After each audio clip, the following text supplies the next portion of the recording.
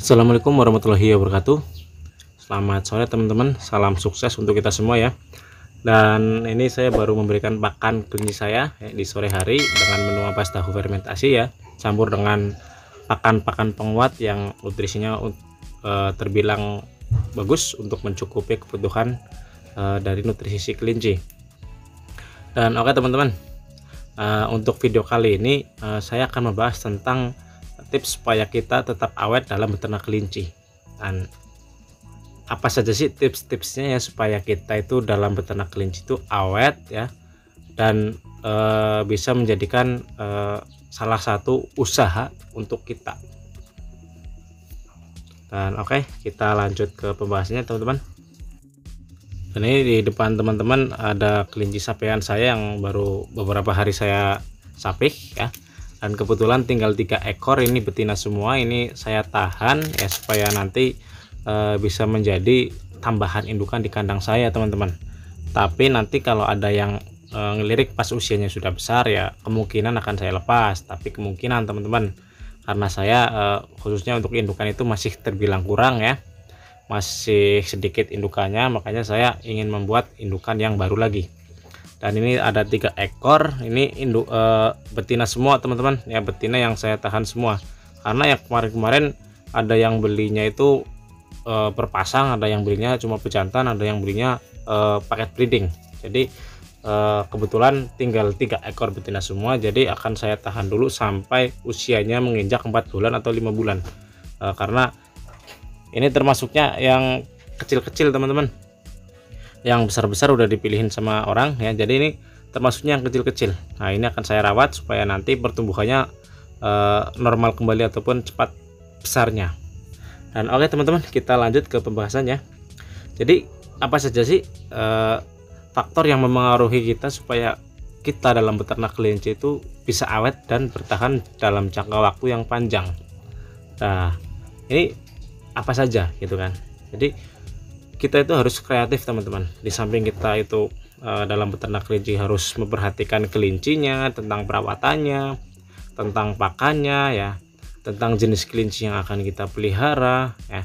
Jadi itu kita harus benar-benar memperhatikan itu ya. Ketika kita sudah memperhatikan itu ya, contoh misalkan tentang pakan. Nah, berikan pakan dengan kualitas yang cukup bagus ya, nggak usah yang bagus-bagus banget teman-teman, tapi pakan yang cukup bagus tapi murah harganya. Itu yang pertama. Jadi teman-teman harus bisa menciptakan pakan yang murah tapi bagus untuk pertumbuhan kelinci, entah itu dari segi bobot ataupun membuat kelinci cepat besar. Nah, itu penting teman-teman ya. Di samping itu, ketika kita tidak mengandalkan pakan yang murah tapi berkualitas, kita akan kesusahan dalam memelihara kelinci. Contohnya ketika kita membeli pakan yang mahal, nah otomatis ongkos yang kita keluarkan untuk memelihara kelinci akan membengkak ya. Maka dari itu, ketika tidak bisa kita imbangi dengan penjualan kelinci, nah otomatis kita akan terhenti di tengah jalan untuk beternak kelinci, karena kita tidak bisa menciptakan pakan yang murah dan berkualitas. Nah, ini berpengaruh. Ini yang pertama teman-teman. Jadi sebisa mungkin teman-teman ciptakan pakan yang bagus, ciptakan pakan yang berkualitas tapi dengan harga yang murah.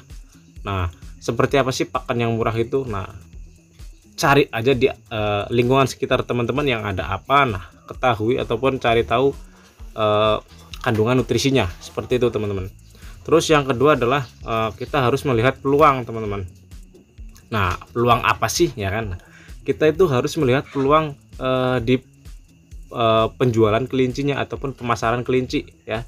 Biasanya kalau untuk masalah kelinci itu ada musim-musimnya, kelinci yang ramai itu jenis apa. Nah, itu kita harus melihat peluangnya teman-teman ya, supaya kita dalam memelihara kelinci itu tetap bisa menjual kelincinya dan dengan keuntungan yang termasuknya tinggi. Nah, kita harus melihat peluangnya. Contoh misalkan ketika di musim liburan ya, musim liburan itu seperti kayak Natal ya, seperti yang kemarin, terus tahun baru itu kan, yang baru kemarin-kemarin itu kan, itu termasuknya sangat ramai sekali orang yang membutuhkan anakan kelinci rek. Nah, atau sapihan kelinci rek yang usianya sekitar 35 hari sampai usia 2 bulan.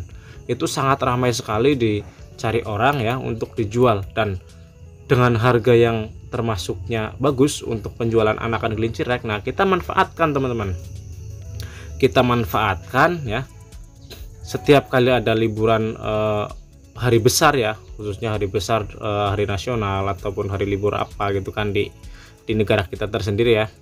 Jadi kita sediakan teman-teman, kita sediakan jenis-jenis kelinci yang sekiranya itu ramai di perjualbelikan di hari-hari tertentu ya. Contoh seperti anakan kelinci rek ya. Jadi kita harus menyediakan berapa ekor indukan sih supaya nanti kita bisa menghasilkan anakan untuk dijual di hari tersebut. Terus kita target teman-teman ya, di hari itu tanggal sekian. Nah, supaya nanti anakannya siap sapeh di tanggal sekian, kita target kawinkannya di bulan apa ya, nanti di bulan berikutnya anakannya lahir dan bulan berikutnya lagi anakannya siap disapih. Nah, itu kita harus menarget teman-teman. Nah, maka dari itu cari peluang yang bagus untuk beternak kelinci ya. Teman-teman harus melihat peluangnya ya. Penjualan yang paling ramai itu di jenis kelinci apa. Nah, kita harus ikuti pasarnya teman-teman. Kita harus ikuti pasarnya supaya nanti ketika kita beternak kelinci itu kita bisa menjualnya ya, bisa mendapatkan keuntungan. Nah, dari hasil seperti itu mendapatkan keuntungan itu kita akan beternak kelinci dengan mudah ya. Mudahnya itu apa? Mudahnya itu kita bisa menjual kelinci, kita bisa mendapatkan keuntungan ya. Jadi kita tidak bingung dalam penjualannya, dan untuk anakan banyak pun kita gampang sekali menjualnya teman-teman ya, gampang sekali menjualnya. Jadi kita tidak mempunyai masalah ketika kita mempunyai indukan banyak terus anakan yang dihasilkan banyak, penjualannya akan bingung. Itu kita tidak mempunyai masalah seperti itu. Nah, itu akan bisa membuat kita dalam beternak kelinci itu tetap awet teman-teman. Nah, itu yang kedua ya, itu yang kedua. Nah, jadi kita harus melihat peluang kelincinya ya, entah itu kelinci hias ataupun kelinci pedaging. Nah, itu kita harus melihat peluangnya. Jadi ada beberapa kelinci yang biasanya itu paling ramai itu teman-teman ya. Jadi anakan kelinci dan kelinci pedaging ya. Tapi kalau untuk kelinci pedaging itu sendiri itu untuk kebutuhannya itu tetap rutin teman-teman, karena kelinci pedaging itu kita ambil dagingnya ya.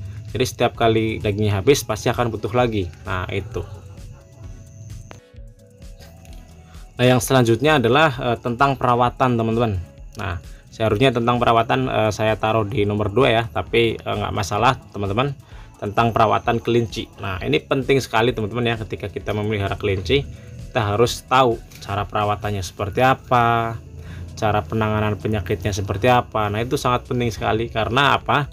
Karena ketika kita tidak mengetahui cara perawatan yang benar, nah otomatis banyak masalah yang akan kita hadapi ya, ketika kelinci mengalami sakit, ketika kelinci mengalami cedera, nah sebagainya ya. Karena masalah tentang perawatan ya, ini sangat berpengaruh sekali untuk keberlangsungan kita dalam beternak kelinci. Karena banyak sekali orang yang kukut ya, alias gulung tikar dalam beternak kelinci karena tidak tahu ataupun masih belum bisa menangani kelinci-kelinci sakit. Contohnya seperti kembung mencret ya, apalagi di musim penghujan. Nah, otomatis ketika banyak sekali kelinci yang mati, nah orang-orang itu akan sangat pesimis sekali dalam melanjutkan beternak kelincinya. Jadi mending kita jual aja kelincinya daripada kelincinya akan mati semua ya, nanti akan mendapatkan kerugian yang lebih besar. Nah, itu sebagian besar orang berpikir seperti itu teman-teman. Tapi ketika kita mengetahui cara perawatannya yang benar ya, cara penanganan penyakitnya yang benar, terus kita mengetahui jenis-jenis penyakit yang biasa dialami oleh kelinci. Nah, ini akan mempermudah kita dalam penanganan penyakitnya, akan mempermudah kita dalam beternak kelinci. Jadi ketika kita sudah bisa menangani jenis-jenis penyakit, nah otomatis kendala-kendala seperti penyakit mencret, kembung yang biasanya dialami oleh para peternak ya, yang biasanya membuat para peternak itu akan down mentalnya ketika banyak kelinci yang mati.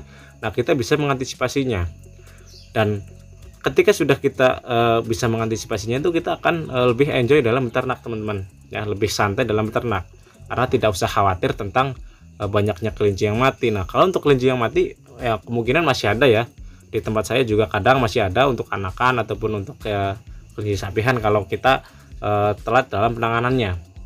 Tapi kalau kita sudah tahu tentang cara perawatan yang baik dan benar, nah otomatis dalam beternak itu kita akan lebih nyaman ya.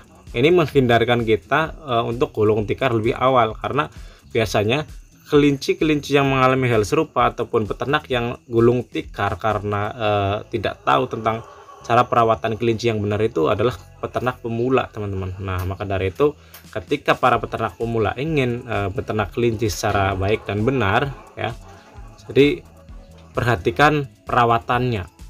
Nah, itu teman-teman. Jadi ada 3 hal yang menurut saya penting dalam beternak kelinci supaya tetap awet dan bertahan lama. Nah, itu yang sudah saya bahas ya. Yang pertama adalah tentang pola pakannya ya, pola pakan yang baik, pola pakan yang bernutrisi tinggi, dan pola pakan yang sekiranya dengan harga murah, karena itu akan membantu kita dalam beternak ya untuk mengeluarkan modal yang lebih sedikit dan akan mendapatkan keuntungan yang lebih besar ya. Terus yang kedua adalah cara kita memandang kelinci itu dari segi pemasarannya ya. Kita ikuti peluang yang paling ramai ataupun pasaran kelinci yang paling ramai dengan jenis apa, nah itu kita manfaatkan supaya nanti ketika kita dalam beternak itu akan tetap mendapatkan keuntungan dan kita bisa tetap menjual kelinci dengan hasil yang lebih memuaskan. Terus yang ketiga adalah tentang perawatan. Nah, tentang perawatan ya, kita bisa melihat kelinci apakah kelinci sakit ataupun kelinci sehat ya. Kita bisa memantau kelincinya supaya tetap terjaga kondisi tubuhnya ya, daya tahan tubuhnya, entah itu di musim penghujan ataupun di musim kemarau. Nah, dengan 3 hal ataupun 3 faktor yang saya sebutkan tadi, ketika kita bisa menanganinya dengan ataupun menjalankannya dengan baik ya, insya Allah itu akan membantu kita dalam beternak ya, supaya ternak kita ataupun kita dalam beternak itu tetap awet untuk jangka waktu yang panjang. Nah, itu teman-teman ya, yang kuncinya adalah tetap sabar dalam menjalani prosesnya. Nah, mungkin cukup sekian dari saya, teman-teman. Ini sedikit tips ya supaya kita dalam beternak kelinci itu tetap awet ya untuk jangka waktu yang panjang ya, nggak cuma ternak musiman tapi dalam jangka waktu yang panjang. Dan semoga bisa menjadi gambaran untuk teman-teman semua, menjadi inspirasi untuk teman-teman semua ya, khususnya para peternak kelinci. Dan sekian, wassalamualaikum warahmatullahi wabarakatuh.